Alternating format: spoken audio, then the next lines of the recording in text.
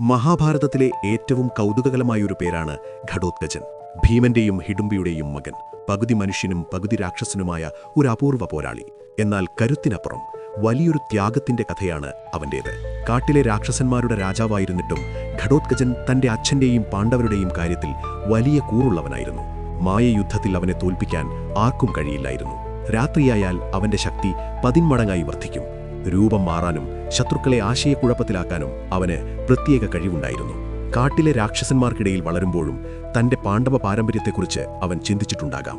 അമ്മയായ ഹിഡുംബിയുമായുള്ള ബന്ധവും തന്റെ ജനനം തന്നെ വലിയൊരു ലക്ഷ്യത്തിനാണെന്ന തിരിച്ചറിവും അവനെ ഒരു വേറിട്ട നായകനാക്കുന്നു. കുരുക്ഷേത്ര യുദ്ധത്തിന്റെ ഗതി മാറ്റിയത് ഘടോത്കചന്റെ മരണമാണ്. അർജുനനെ വധിക്കാൻ കർണൻ സൂക്ഷിച്ചുവെച്ചിരുന്ന വാസവി ശക്തി എന്ന ദിവ്യായുധം ഘടോത്കചനെതിരെ പ്രയോഗിക്കാൻ കൃഷ്ണൻ തന്ത്രം മെനഞ്ഞു. പാണ്ഡവർക്ക് വേണ്ടി സ്വന്തം ജീവൻ നൽകാൻ അവൻ തയ്യാറായി.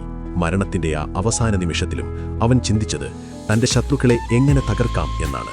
വലിയൊരു മല പോലെ വളർന്ന് ശത്രുസൈന്യത്തിന് മുകളിലേക്ക് വീണാണ് അവൻ മരിച്ചത്. മരിക്കുമ്പോഴും അവൻ തന്റെ ദൗത്യം പൂർത്തിയാക്കിയിരുന്നു. ഭീകരമായ രൂപമുണ്ടായിരുന്നെങ്കിലും സ്നേഹമുള്ള ഒരു മകനായും വിശ്വസ്തനായ ഒരു ബന്ധുവായും ഘടോത്കചൻ ഇന്നും നമ്മുടെ മനസ്സിലുണ്ട്.